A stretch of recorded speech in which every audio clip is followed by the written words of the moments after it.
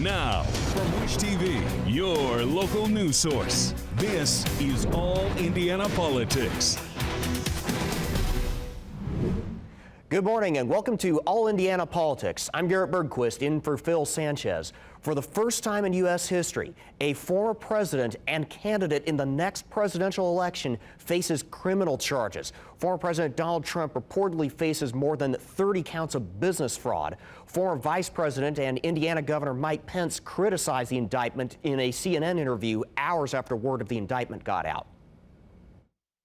Well, I think the unprecedented indictment of a former president of the United States on a campaign finance issue is an outrage.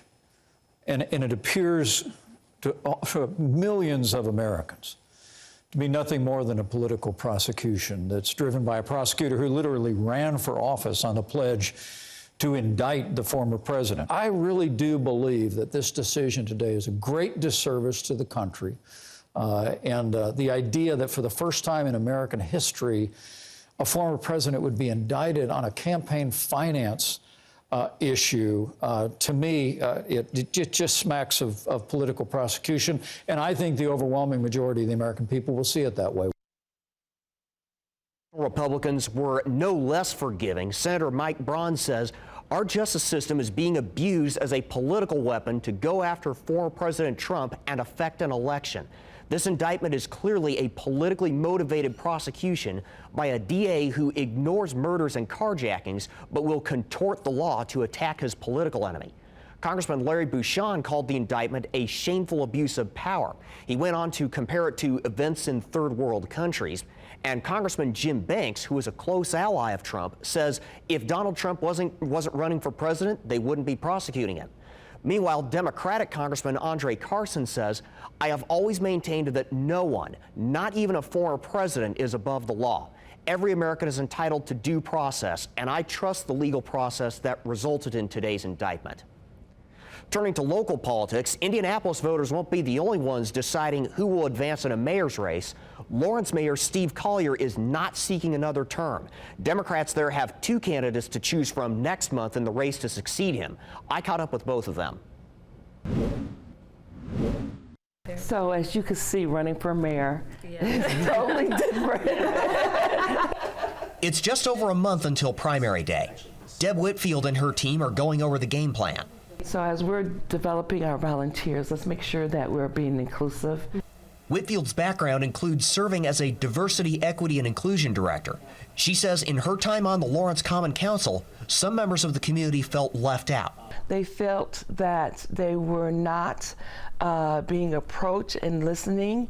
And so I thought, as a diversity, equity, inclusion director, that's what I do every day. I break barriers. I want people to feel inclusive in our city. And I think I have an opportunity to be that voice, that salesperson, that advocate for them. You're not home, so Liam, what is it we do? Sean Denny strikes a similar tone as he and his volunteers go door to door. Having served on both the Common Council and the school board, he says Lawrence's next mayor needs to keep the town from getting overlooked. Lawrence has done great for me and my family, and I want to bring that feeling to Lawrence, that how great of a community this is, and continue to promote it. Because right now we have a lot of people call us the drive-through community. I think we really need to get rid of that acronym and be the go-to community for Northeast Marion County. Lawrence is the largest of the 4 excluded municipalities in Marion County. Both Denny and Whitfield say they want to use the city's resources to attract more businesses within the city limits. We have Pendleton Pike coming through the city, and then also 465, several major thoroughfares that allow businesses to locate within Lawrence and then be able to transport their products out further out.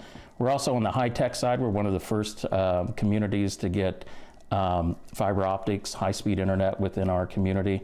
So that helps within even the high-tech and the data-heavy industries. Pop-ups. Do we have a space where we can open up and have small businesses come in for a couple of days a week, whether it's a catering of food, clothing, hair? I mean, you can go down the list. That they won't have an opportunity to spend a lot of money on a lease of an area, but give them an opportunity to come in and show their wares. Most of Lawrence's recent growth has been along and north of 56th Street. Both candidates say they want to refocus on the needs of areas south of Pendleton Pike. I think you start by listening. You go to where they are and you listen to them. It's not me going in and telling them what their needs are. It's being open, listening to them and have them explain to us what their needs are and see how we can fulfill those needs. One of the first things we do is how do we equally allocate this and set up a system where neighborhoods that don't have sidewalks are a priority versus neighborhoods that need a little bit of work on their sidewalks, but they're functioning and they've been there for only a few years. There can be only one primary winner. I asked Whitfield and Denny what they think makes them the best choice. I think what I bring to the table is certain skill sets, talents, perspectives, and beliefs. I think being a diversity, equity, inclusion officer understands the needs and how to communicate and develop partnerships and relationships so that I can be a good advocate and salesperson for the residents of Lawrence. Well, definitely I have the experience to run for this office and to be the mayor. I've worked, I think actually next month will mark a decade that I've either been on the ballot or elected. I've already worked with folks. I want to build on that. We're the team that's already been getting things done. We're not making promises. We're out doing the work already.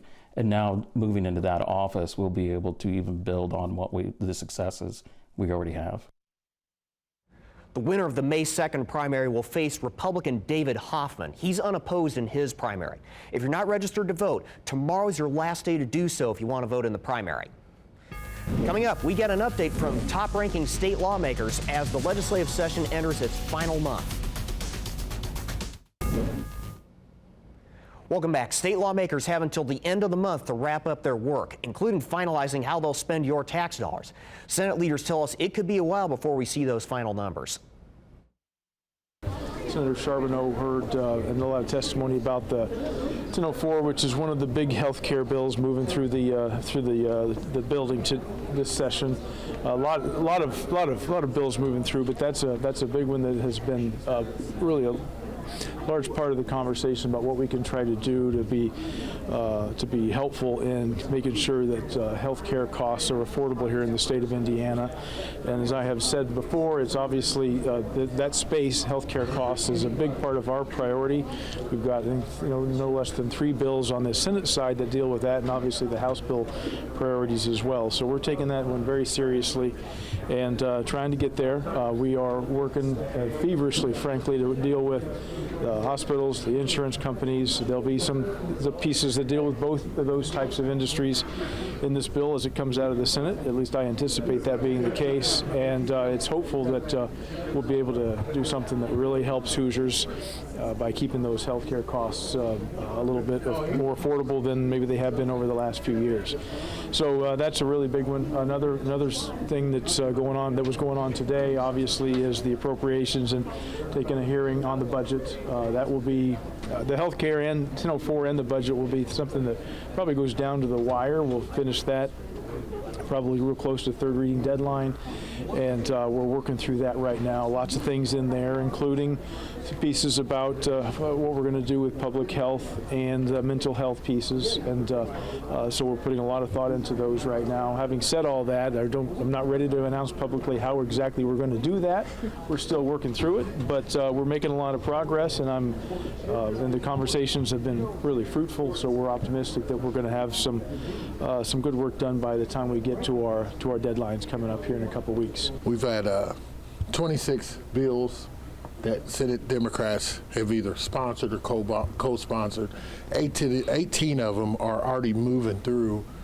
Several have moved to the governor's desk for the Senate Democrats. And I just think it shows that even when you're fighting an uphill battle, if you continue steady plotting and creating relationships with people that you may not agree with, that it just provides you with a better opportunity to get things done, and we're getting things done right now. Now, there's also some tough things that we've had to endure this week. We just had 1569 that had to do with transgender inmates and that situation. I think we're going to see if the governor signs that bill, we're going to see some lawsuits come, and I think we're going to be kicking ourselves for doing it.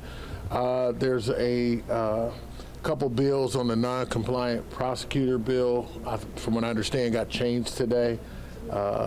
It's going to make it even more cumbersome, and it's going to make the Indiana Attorney General's office and other prosecutors across the state kind of overseers of prosecutors who have been elected by counties that elect them over and over again, which I think is a dangerous precedent to set. And then we've got a lot of other pieces of legislation that I think Hoosier should be very cognizant of, related to bills for utility costs and how we calculate what ratepayers are going to pay back for that time period.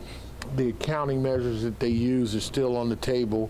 And then, finally, but definitely not least, we still got this big fight over where we spend most of our school funding from the state budget standpoint. I think the Senate is a totally different mindset than the House, so I'm anxious to see how that works out. Coming up, Indiana's best political team tackles the Trump indictment, a mass shooting, and much more. Welcome back to All Indiana Politics as we bring in two members of Indiana's best political team, Democrat Destiny Wells and Republican Mario Maslamani. Welcome back to the show. We'll begin with one of the biggest headlines in American political history, the indictment of former President Donald Trump. We have a lot to unpack here. Let's begin with the case itself. There are 34 counts of business fraud-related charges, according to reports. Mario, you're the defense lawyer here. How much should Trump worry about a conviction with this case compared to the federal probes into election interference and the January 6th attack on the Capitol? From everything I'm seeing, that this is probably the weakest of the three cases that are coming forward. Now, the indictment is currently sealed. They're supposed to be unveiling it later this week. So I think until we see what those 34 counts are, I think it's too early to tell what the state has in regards to evidence that they're going to be using against Donald Trump. If I was a defense attorney, what I would tell my client is this. It doesn't take much to get an indictment because it's only the state that gets to provide its case. The defense doesn't get a chance to cross-examine witnesses, doesn't get to provide its own case. So let's wait and see. Let's get all the indictment. Let's get their evidence and then start putting a game plan together as to how to attack it. Destiny, previous probes into the hush money payments did not result in any charges. How much of a gamble is this case? Well, this came up 8 years ago, almost. So when he was on the campaign trail for the 2016 presidency, for the party of family values, I didn't think that the case of a porn star was going to be what we were talking about 7 years later, but here we are. I have to agree with Mario that this probably is one of the weaker out of the cases that are percolating. But to answer your question, Garrett, politically, we need to be really smart about this case as Democrats and how this moves forward, because this is going to be going into the primary and the 24 presidency. So that leads us into the political side of things, Destiny. If Democrats want to use this against Trump, how do they do that in a way that peels away voters as opposed to simply reinforcing them? Yeah, you have to look at former President Trump not just as the front runner for the GOP presidential campaign in the primary next year. You have to be looking at him as the head of a movement, right? This far right movement. And there are Republicans that don't care for him. So we have to be mindful of what we do that really fuels his fundraising. He's going to be able to raise millions of dollars and outpace the other candidates because people are going to be upset when they see him indicted, when they see him on camera. That is just going to fill his coffers. So we have to tread lightly in how we deal with this. Mario, does this help or hurt former President Donald Trump's chances in the primary, particularly if indictments in those other probes come down? I think this indictment specifically, people have known about it for a while. I think that all it's going to do is help Donald Trump in the primary. Now, it's a wait and see regarding the other indictments. If there are other cases that come from Georgia, come from January 6th, I think those are going to be a little bit more problematic for him.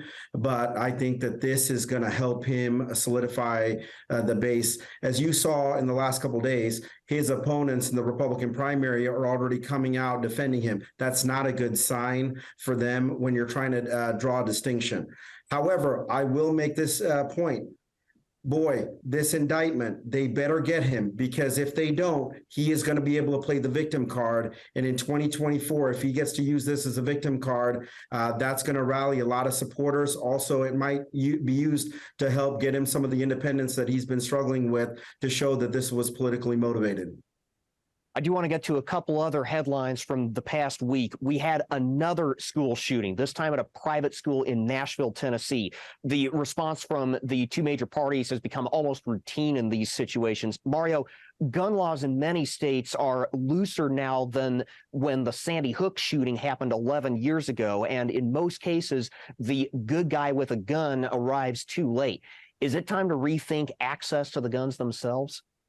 I think the biggest problem in our country right now, especially after COVID and the shutdowns, is mental health. Mental health in this country is extremely troubling. I think Democrats, Republicans can talk about the fact that we need to do more in regards to mental health.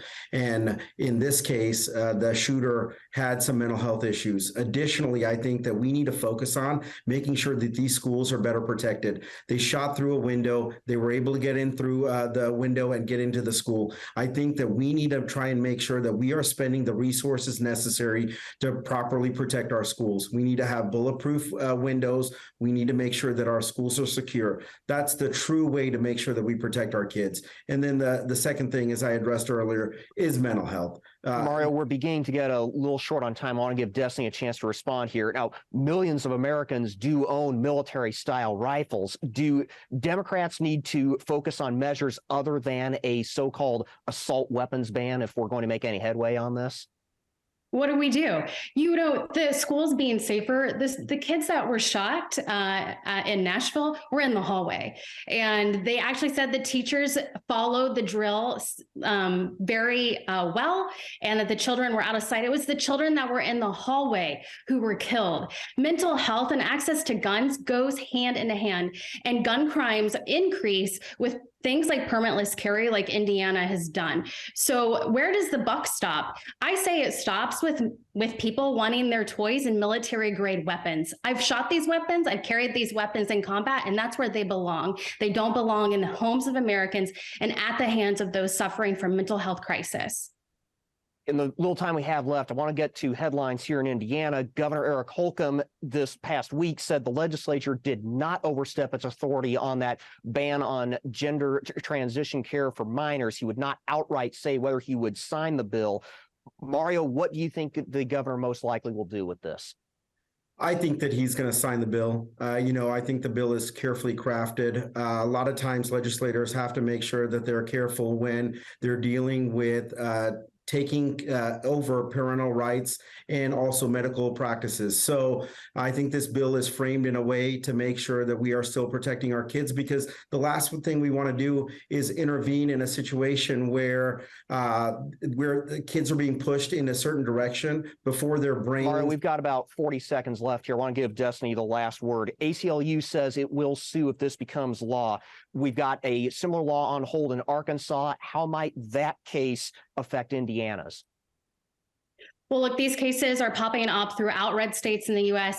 This is usual, where bad policy is passed in the legislature, signed by the governor, and then costs taxpayers money. Of course, the governor is going to sign off on this time, because he's not going to want the black eye of the General Assembly just overturning what he vetoes. So again, a bad bill. We'll have to leave it there for this week. Thank you both for joining us. We'll be right back. Take All Indiana Politics on the go with you. Download our podcast now. Part of the All Indiana Podcast Network and allindianapodcastnetwork.com.